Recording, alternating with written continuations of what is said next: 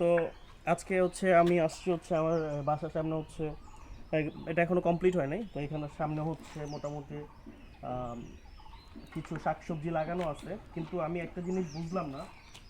এটা হচ্ছে একটা মূলা গাছ, মূলা গাছের মধ্যে মরিচ কেমনে আসলো? এটা কি খাওয়া যাবে?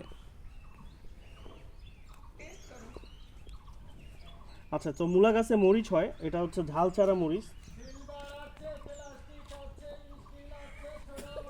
কিন্তু মরিচ থেকে মূলার গন্ধ হয়।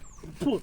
আচ্ছা, এই যে মূলা গাছ, এটা হচ্ছে একটা সুন্দর মূলা। এই যে মরিচের মতো, এটা কি হয়েছে আমি জানি না, মানে মূলা গাছের মূলা তো মাটির নিচে হয়, এগুলো ঝুলন্ত মূলা হবে মনে হয়, মানে মূলা হয়ে ঝুলে ঝুলে পড়বে বেগুনের মতো। তো গ্রামের যে মানে হচ্ছে টাটকা মাটি থেকে তোলা হচ্ছে মূলা, এটা খাওয়া যায়, কাঁচা মূলা খাওয়া যায়, মূলার সালাদ খায় অনেকে। তো